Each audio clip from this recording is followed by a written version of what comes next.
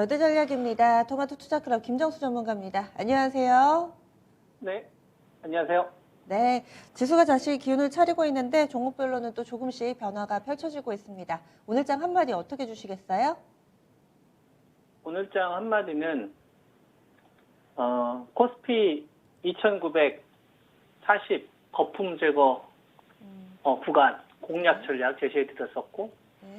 공략 전략 제시 후 이제 알 수 있는 것과 알 수 없는 것 이렇게 제목을 적었습니다. 지금 한 문장이 길긴 긴데 앞부분은 이미 이루어진 거죠. 2,940선대 여기 아래에서는 좀 어느 정도 저가 매수할 만한 종목군들을 알려주셨고 여기서 거품 제거가 됐으니까 이제 알 수 있는 것과 알 수 없는 것 이 부분에 대해서 오늘은 좀 설명을 해주셔야 될 것 같은데 어떤 부분들 준비하셨을지 지금부터 설명해 주세요. 예, 코스피 2,940 이 자리는 3,300 자리에서 제가 말씀드렸었던 밴드 하단 기준이었습니다. 3,150 다음으로 레벨 다운 됐던 구간. 그리고 이 자리가 왔었을 때 실제로 이제 여러분들에게 공략 전략을 제시해 드렸었고, 그리고 이제 2,940에서 이제 반등이 나오는 거는 우리가 어떤 의미를 좀 두어야 되느냐 이런 거에 대한 고민을 해야 되는데 이 고민을 저는 할 필요가 없다고 보거든요. 왜냐하면 알 수가 없기 때문에. 그러니까 지금 구간에서 반등이 나오면 61선까지 갈 것이냐, 그리고 아래쪽으로 하락을 하게 되면 이전 저점을 확인하러 갈 것이냐, 요거에 대한 고민을 할 필요가 없다는 거죠. 왜냐하면 알 수가 없기 때문에. 이거는 동전 던지는 거하고 똑같다라고 저는 보는 겁니다. 그래서 우리가 지금 주식 투자하시는 분들은 어떤 생각을 해야 되냐면 우리가 동전을 던지면 앞면이 나올 수도 있고요.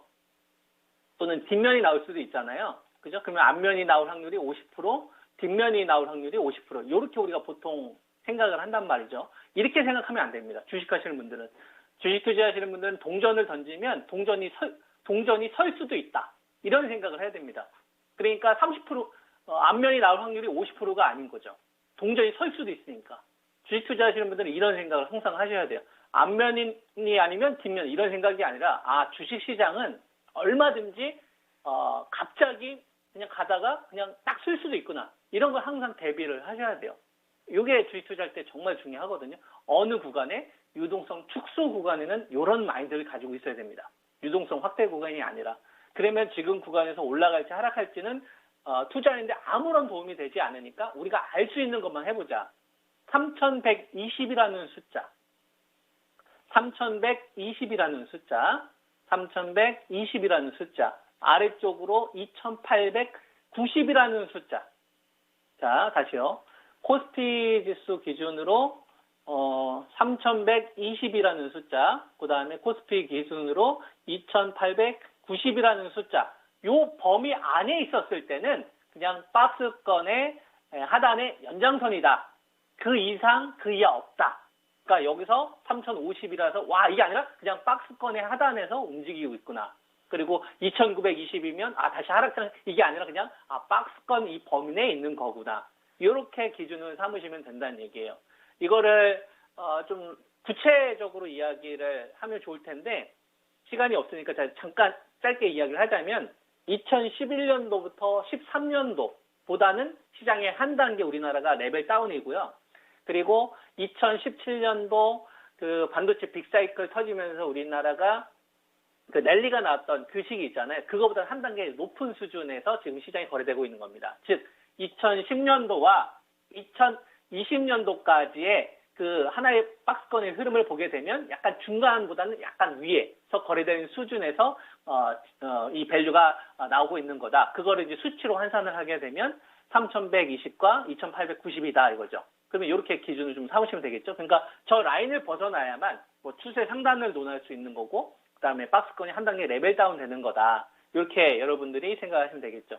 그럼 이 구간에서 우리가 그러면 알 수 있는 건 뭐냐? 알 수 있는 거 뭐냐? 이렇게 이제 제가 기준을 잡아줬으면 알 수 있는 거 뭐냐면 반대매매 나온 주식들 나오고 있는 주식들이 홀딩하기에 유리하고 물려도 수익 내기 유리하다 이거예요. 반대매매 나온 주식들은 우리가 손바뀜이 진행되고 있다는 얘기잖아요. 이런 주식들이 호재를 만났었을 때 급하게 돌아서는 흐름들이 나오고 있는 거다. 이건 알 수 있다 이거예요. 그래서 반대 매매가 나올 수 있는 조건의 주식과 반대 매매가 나오지 않는 유형 두 가지를 구분을 해서 주식을 저는 전략을 세우면 된다고 보거든요. 즉, 요 구간에서는 두 가지 유형이 있는 거예요. 첫 번째, 반대 매매가 나온 유형이 있는 거고, 두 번째, 반대 매매가 안 나온 유형이 있는 거죠. 반대 매매가 안 나온 유형들 같은 경우에는 상대적으로 잘 버티긴 하겠지만 수익률이 제한적일 거고요. 반대 매매가 나온 유형들 같은 경우는 밑에서 바닥을 다지겠지만 이런 건 나중에 이제 좀 추세 전환이 된다거나 호재를 만났을 때 점프업이 강하게 나오겠죠. 그죠? 이렇게 여러분들이 먼저 기준을 좀 잡으시면 될 것 같고, 여기서 이제 억울하게 빠진 주식들이 있을 거고, 그 다음에 원래 빠져도 되는 이런 주식들이 있을 거 아니에요. 이런 거에 대한 좀 구분만 여러분들이 하면서 전략을 가져가면 좋지 않을까, 이렇게 말씀을 좀 드리도록 하겠습니다. 네. 그러면은 섹터별로도 좀 눈에 띄는 부분이라든지 추가적으로 나온 뉴스에 대한 코멘트 해주실 만한 부분이 있으면 알려주세요. 네, 지금 시장에서 사실 나오고 있는 뉴스들은 여러 가지가 있습니다. 저는 안 보고 있습니다. 뉴스 관련돼서 뭐 부채한도 협상 관련돼서 뭐 12월 달에 좀 있을 거고요. 그 다음에 삼성 SDI 관련돼서 뭐 배터리 관련된 이런 내용이 있고, LG 에너지 솔루션 그 뭐 연내 IPO 상장 그 미뤄지는 거 있잖아요. 이런 것도 있고, 그 다음에 바이오제약 관련되어서 개별 이슈들이 좀 있고, 그 다음에 뭐 NC소프트 같은 경우에는 뭐 신작 게임 관련돼서 뭐 신청하는 사람들 많다. 이런 뉴스 하나도 안 보고 있고 믿지도 않아요. 믿지도 않고 있고, 그리고 저는 그냥 밸류 가격만 보고 있습니다. 이 기사를 가지고서 판단하지는 일치 않습니다. 다 무시하고 있는 상황이다. 투자하는데 아무런 도움되지 않고, 저걸 만약에 2,900에서 저 자리가 나왔었으면 사실 못했을 거예요. 아마 다 팔았을 겁니다. 그래서 이런 뉴스는 저는 지금 다 무시하고 있고, 금리와 관련된 것도 지금 싹 다 무시하고 있습니다. 투자하는데 아무짝에도 지금 포인트가 전혀 되지 않아요. 오히려 판단만 더 흐린다. 저는 딱 가격만 보고 있습니다. 그 기업이 지금 최악이었을 때 상황이냐, 그 다음에 최악의 상황에서 어느 정도 수준에서 거래되고 있느냐, 요것만 저는 파악을 좀 하고 있고요. 그걸 좀 종목에 대한 기준으로 한번 가보도록 하면, NC소프트 같은 경우도 뭐 신작 게임 관련돼가지고 뭐 최근 들어서 늘어나고 있다라는 얘기가 나오고 있는데, 미니 W 관련돼서 그 얘기는 왜 55만 원, 56만 전저점 깨질 때 안 나오냐 이거예요. 그전에도 신호가 있었는데, 그 뉴스는 의도된 거다 이거야. 그거 보고 판단하지 말고, 62만 원이라는 기준에서 제가 두 번 정도 나눠서 사면 된다고 했잖아요. 그러면 기본적으로 수렴되는 자리가 65, 6만 원 정도는 될 거다. 여기서 이제 한 번 더 점프업이 되면 이제 70만 원대 넘어가겠죠. 그게 다예요. 그게 다고, 그 다음에 제가 게임주를 두 종목을 추천을 해드렸었는데, NC소프트는 62만 원 밑에서 제가 두 번 정도 나눠서 분할매수 하자라는 의견을 좀 들었었고, 이거는 이제 70만 원대 붕괴되는 자리에서부터 이야기해드렸었잖아요. 이 종목하고 이제 한 종목 더 이야기해드린 종목이 카카오 게임즈. 그죠? 카카오 게임즈 같은 경우는 제가 오딘 때문에 65,500원 기준가였죠. 65,500원. 그죠? 그때 막 전저점 깨지는 이런 구간에서도 제가 기준가 계속 이야기해드리면서 65,500원, 그 다음에 기본 회복이 69,000원이다라는 말씀을 드렸죠. 이 가격대가 지금 한 달은 살짝 안 됐구나. 한 2, 3주 정도 됐겠네요. 그죠? 이 두 종목을 이야기해드렸는데 한 10% 내외 정도 수익 났을 거예요. 그러면 이런 애들 보면 기준가 자리에서 들어갔잖아요. 65,500원. 그러면 여기서 랠리가 나올 수 있을 거라 생각을 해보는 겁니다. 거래량이 없잖아요. 그러면 호재가 나와서 만약에 띄우면 매도 타이밍으로 접근을 하시는 거예요. 그리고 또 다시 기준가 아래를 기다리는 거. 그게 다예요.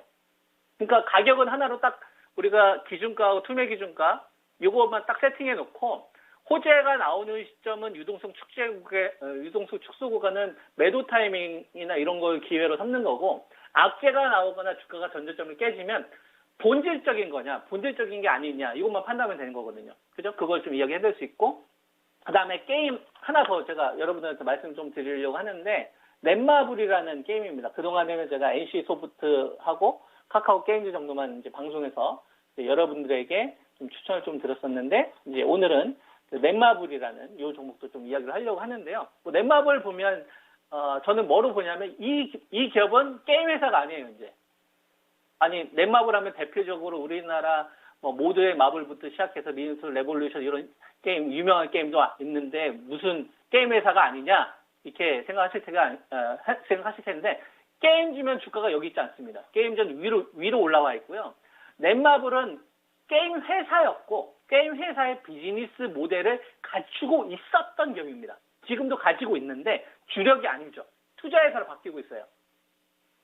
넷마블은 투자회사로 바뀌고 있습니다. 그래서 신작 게임에 대한 기대치보다 사실 넷마블이 투자했었던 카카오뱅크라든지 그 다음에 빅히트 있잖아요. 여기서 벌어들인 이익이 훨씬 더 큽니다. 그러니까 영업활동 이익보다 영업 외 이익. 그래서 게임주에 대한 밸류로 접근하면 안 돼요. 게임주로 접근하면 안 되고 투자회사 접근으로 해야 된다. 영업 외 수익에 대한 이 부분이 얼마만큼 성과가 있느냐. 그죠? 그래서 넷마블에 대한 기준은 이렇게 일반 게임 회사하고는 다르게 게임 회사라고 이름이 있지만 비즈니스 모델을 바꿔버렸거든요. 그것 때문에 넷마블에 투자했던 이 투자가들이 게임 회사에 대한 이 밸류를 안 줘준다고. 그래서 비즈니스에 어떤 변화를 좀 주는 건데, 그래서 게임 회사에 대한 밸류를 적용하는 게 아니라 투자 회사에 대한 어떤 성과에 따른 밸류를 적용을 하면서 저는 적용을 해야 된다. 그럼 가격대를 찾아야 되는데 가격대는 11만 7천 원이에요. 11만 7천 원. 여기 한 1,000원 왔다 갔다 할 수 있어요. 요 자리가 기준가 자리입니다. 11만 7천 원 정도 되면 저 자리는 그냥 사야 되는 자리.